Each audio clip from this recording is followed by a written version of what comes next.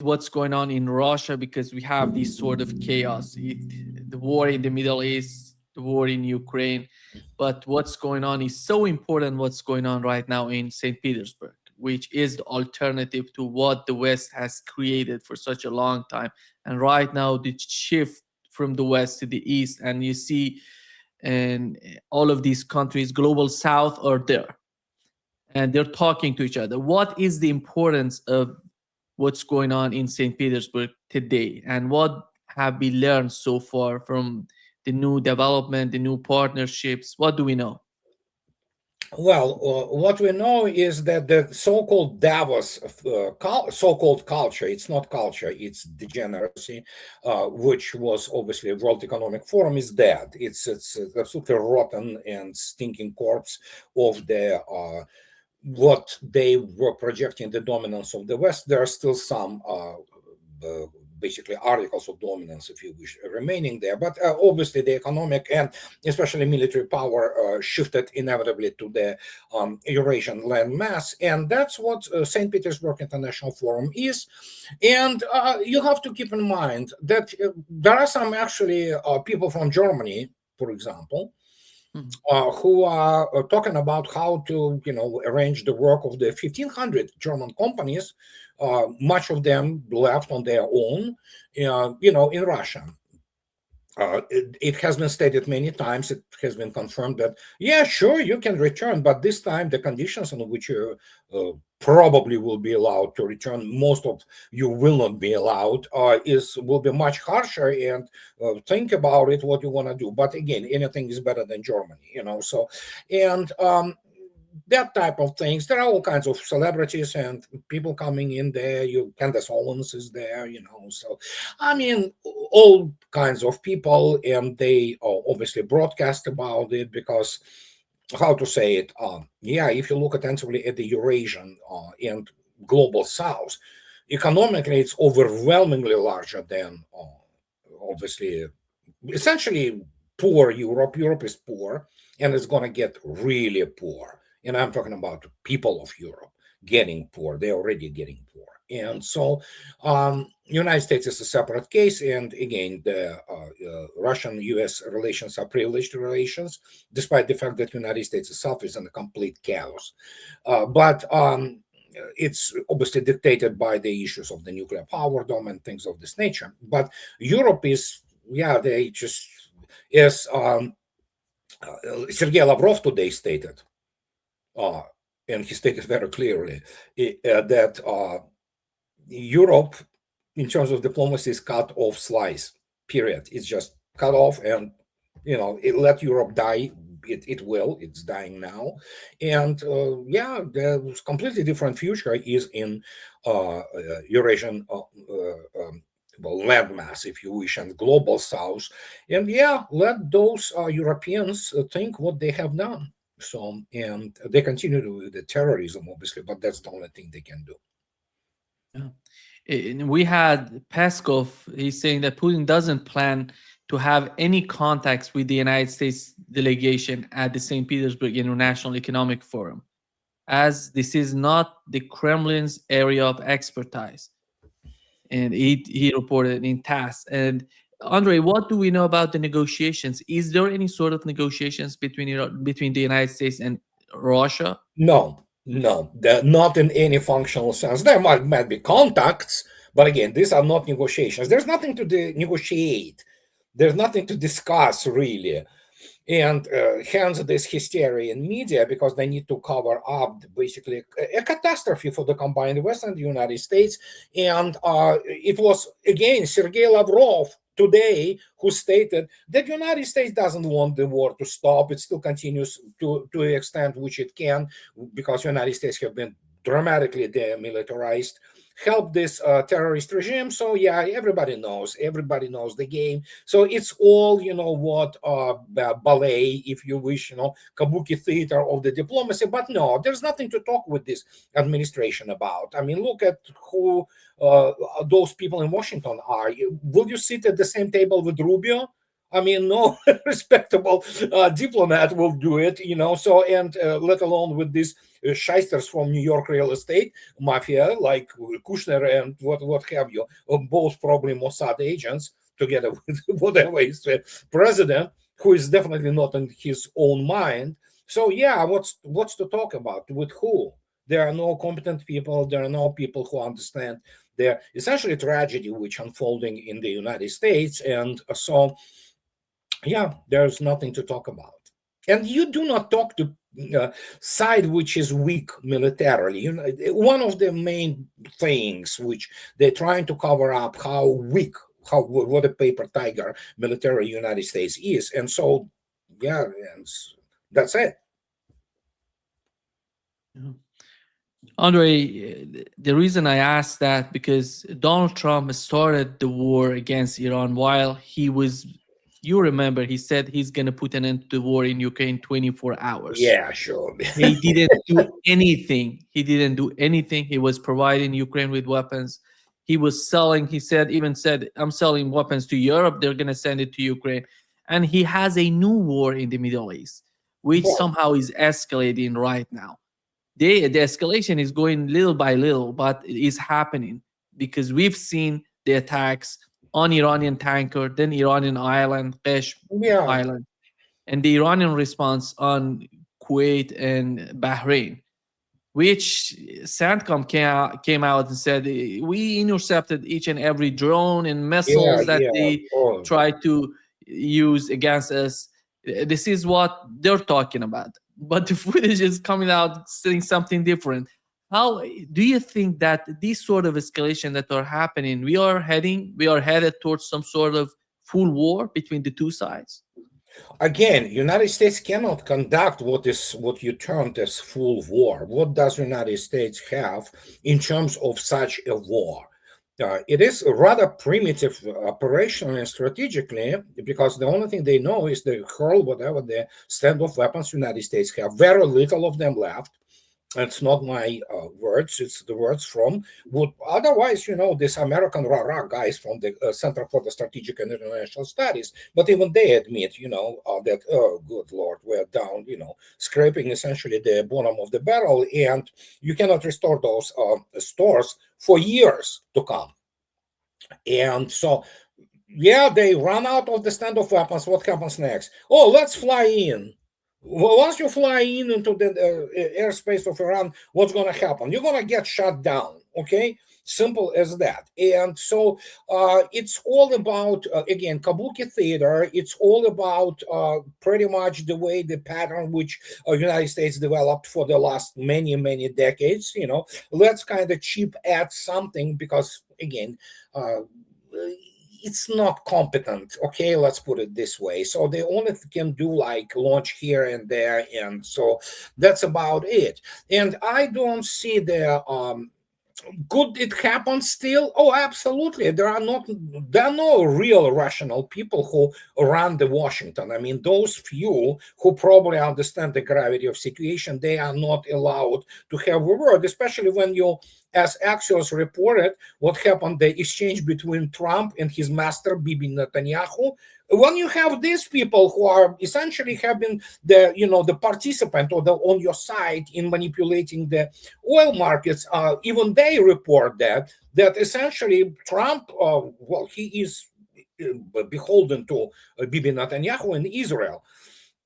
So you have the complete decomposition, demoralization in the U.S. forces. Anybody who thinks that the 50,000 they have there is enough to even, conduct any kind of the serious operation, I have a bridge to sell them. They have to go back to some, I don't know, vacational school with the kids where they teach them to march, and play the bugle.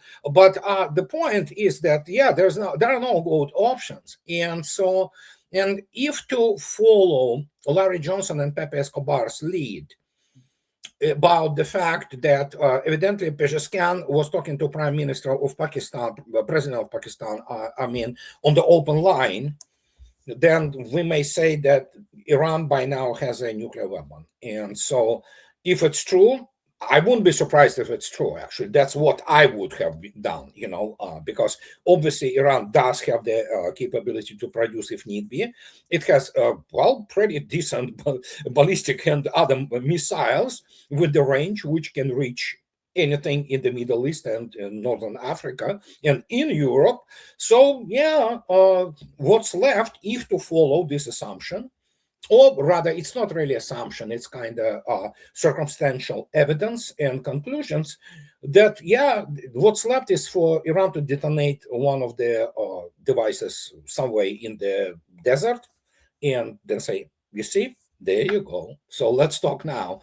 And as Larry correctly stated, actually, and I follow his lead on this respect, is that there is a change of the rhetoric of Trump. He's playing with those again, it's a circus. It's embarrassment. He humiliates himself. He humiliates the United States military has been humiliated already so much that nobody takes it seriously, other than what, killing civilians. That's what they're good at primarily. So, and when you look at this, Iran clearly won the war. So now what is happening is pretty much what is happening the same way in special military operation, which are by two events are actually interconnected, is that because it is now the arrangement phase. That's what many people do not understand. Iran already won militarily this war. They not only endured, they actually empowered the country after. It's like, this famous moment, I love it, in The Fifth Element, when the spaceship shoots at this evil planet, and instead of destroying it, it just grows and grows and grows. This is exactly, but this time Iran obviously not evil. Iran represents and is supported by an overwhelming majority of people in the world. And so what can I say? They are not good in Washington, D.C., period, in any sense, militarily, politically, diplomatically, economically. So, and as a result, we have this situation with the child president, who now absolutely is dependent on and beholden to Israel and Bibi Netanyahu. And judging by the last exchange between them, what can I say? I mean, he wanted it. He thought he is the greatest. Well, there you go. That's where it gets you. And as I mentioned, CENTCOM said they have intercepted all missiles and drones coming from Iran. And here is one of the footages, Andrei, that show one of the targets of Iranian missiles. And here you see, the U.S. base in Kuwait, Ali Al Salem Air Base in Kuwait was hit, and the aircraft shelter was hit, and they're showing how the quality of the pictures show. Today, what's so amazing that today you cannot deny something that is happening on the ground. When you lose something which sustains you as a professional military force, which is, of course, you either don't talk, you just keep silent, which is fine. That's what you do. You can always excuse it by the operational and strategic realities which require to be classified. And that's okay. It's normal. People will accept that. And they might say, today, in the 21st century, when you literally have the free dissemination of the information, you cannot hide this. I mean, I am on the record since hell knows when. I constantly repeat it. I wrote 4 books about it. United States doesn't have air defense in functional sense. It is sporadic, random batteries of the PAC-3, which sometimes get lucky, intercept something. But for the most part, I absolutely do not accept this, obviously, BS from Ted Pastol that it's 4 or 5% effectiveness. It's much higher than that. It's certainly within the 30, almost an order of magnitude. But when you have about 40%, even if we assume that there is 40% interception rate, you still don't have functional air defense. That means the majority of the essentially, whatever missiles, drones, they leak through and they destroy. You literally do not have defense. You have some random, sporadic intercepts of something. And so when you look at that, yeah, this is what is happening, and that tells you everything you need to know about the state of the modern American armed forces. They are not designed for the war of the 21st century. They are designed for the war of the 1990s against the third-rate power, period. Iran is not third-rate power, a strategically extremely sophisticated nation, and obviously very sophisticated technologically. It's not Iraq by several orders of magnitude. This is what many people still refuse to acknowledge. It. Well, due to the extremely low professional level, which we now know that if you look attentively at American generals and admirals, this is like, really? I mean, how the hell they get to those positions? And so, yeah, we have this systemic crisis. It's not just crisis, it is decomposition. Yeah, because if United States will survive as a country, and when it will have its military again restored to some semblance, it's not gonna be effective military unless they refuse this idiotic strategic views and habits, if you wish, which are from the post World War II, immediate post World War II, when the United States had been, essentially very well off economically and had a lot of leverage, so to speak, around the world. It's not anymore the case. And so they have to redesign United States military, otherwise it already bankrupted the country, but it's gonna get much worse before it gets any better. And that is the conversation for real professionals, not all those brainwashed political scientists who represent themselves as some kind of the political wing of the Pentagon. Not that the Pentagon generals are much more competent, but the point is United States have to review completely its defensive doctrine, because it's either stops being the expeditionary power, because that's the only thing it is. It's imperial power, period. It's designed to put down uprisings by the third-rate powers, okay? To fight real war, it cannot do. It never could. The only bright spot was obviously when the World War II, which United States deservedly so, got some credit for it, but it would have been completely different if there would have been no Soviet Union and the Red Army. There you go. So Pacific campaign, absolutely. U.S. Navy, covered itself, bathed in glory, and rightly so, But even there, so what can I say? That's a very serious strategic issue which needs to be discussed, and it's going to be a long discussion. But is, for example, Pentagon ready to talk about it? No, it's all about money. It was always about money, bottom line, and comfortable, warm sinecures on the boards of the those retailers and all kinds of other things, which of course are dealing primarily with the shareholders. They need to provide bottom line. They need to provide dividends to shareholders.